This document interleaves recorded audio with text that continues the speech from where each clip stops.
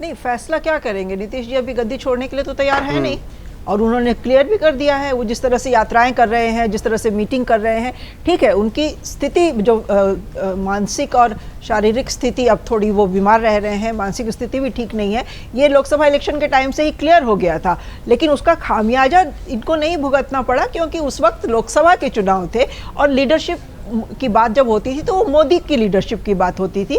तो 12-12 सीटें दोनों ने जीती, नीतीश की जनता दल यू ने भी बिहार में 12 जीती, बीजेपी ने भी जीती, खामियाजा नहीं हुआ। लेकिन जब लीडरशिप का चेहरा नीतीश जी खुद हैं बिहार में, तो खामियाजा होगा, और ये बात उनको भी पता है और बीजेपी को भी पता है। नीतीश जी को ये मालूम है कि अभी चुनाव में कुछ महीने रह गए हैं, वो अगर गद्दी से उतर भी जाते हैं तो उनको क्या हासिल हो जाएगा।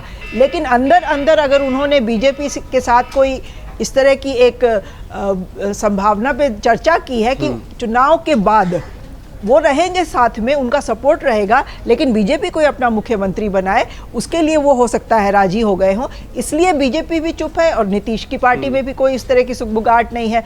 जो उनका दिखाई दिया है वीडियो, उसके हिसाब से तो उस मानसिक स्थिति का व्यक्ति चीफ मिनिस्टर होना नहीं चाहिए। जो भी है भाई, लीडर हैं आप, मुख्यमंत्री हैं, आपके जिम्मे कई सारे बड़ी जिम्मेवारियां हैं, और आप राष्ट्रगान के समय इस तरह से उल जलूल हरकतें कर रहे हैं, इसका मतलब कि मेंटली आप थोड़ा सा डिरेल हो गए हैं, और उसमें कोई मुख्यमंत्री बना रहे ये तो बिल्कुल ही उचित नहीं है। तो या तो वो खुद बढ़ के इस्तीफा दे दे, या बीजेपी उनसे इस्तीफा करा ले, या गवर्नर उनको कहे कि आप इस्तीफा दीजिए। ये तीनों सिचुएशन बनती दिख नहीं रही है।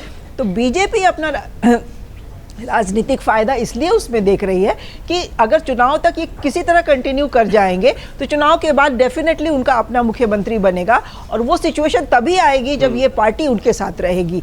अगर आज की डेट में कुछ करके वो ऐसा कुछ कर दे जिससे कि नीतीश नाराज हो जाएं, और उनको तो पाला बदलते देर नहीं लगेगी, उनकी तो रेपुटेशन ही वही है, पलटू राम का नाम ही उनको इसी वजह से पड़ा है। वो अगर बीजेपी इस हालत में भी अगर आरजेडी के साथ हाथ मिला लेंगे तो फिर बीजेपी की सरकार किसी भी कीमत पे नहीं बनेगी, ये भी बीजेपी को पता है।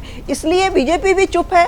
आरजेडी तो उनके जो भी उनकी दशा है उसको मुद्दा बनाएगी ही, क्योंकि आरजेडी को पता है कि उनका चेहरा ही बीजेपी की सबसे बड़ी ताकत है आज की डेट में, और वो वोट बैंक, वो जो कि तराजू का एक जो वेट होता है वो उनकी तरफ अगर आ जाएगा तो वो तो डेफिनेटली, पिछले चुनाव में भी बिहार विधानसभा में आरजेडी नंबर 1 पार्टी बनी थी, और आरजेडी को तो सूट करेगा कि ठीक है नीतीश इधर आ जाएं, उनकी मानसिक स्थिति चाहे जैसी भी हो, फायदा उनको होगा, फिर तेजस्वी बन जाएंगे। तो उनके लिए तो नीतीश का त्यागपत्र मानना और इस मुद्दे को इतना बड़ा बनाना सूट करता है, इसलिए ये इतना बड़ा मुद्दा बन भी गया है, क्योंकि वो हर फोरम पे अभी से उठाएंगे।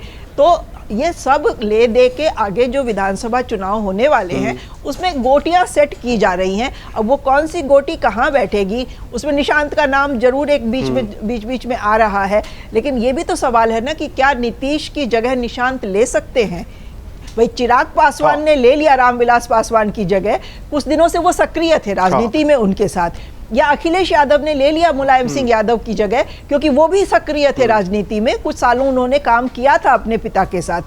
अखिलेश यादव ने जिस तरह से मुलायम सिंह यादव को हटा के सत्ता, वहां पार्टी का कंट्रोल अपने हाथ में लिया, चिराग पासवान ने 2014 में हमने देखा कि जिस तरह से पार्टी का कंट्रोल अपने लिटरली फोर्स किया, और रामविलास पासवान ने इस चीज को एडमिट भी किया कि बीजेपी से गठबंधन के लिए उन्होंने चिराग के कहने पर ही हाँ कही थी। तो वो स्टेचर आज की डेट में निशांत का तो है नहीं, वो कभी पॉलिटिकली एक्टिव नहीं रहे हैं। तो एक ऊपर से आप थोप देंगे तो क्या वो नेता बन जाएगा, या वो पार्टी उसको क्या स्वीकार कर लेगी।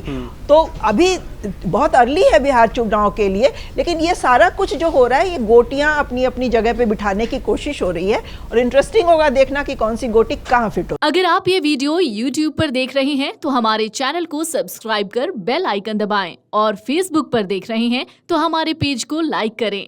8 मिलियन प्लस सब्सक्राइबर, आपके इस भरोसे के लिए बहुत धन्यवाद।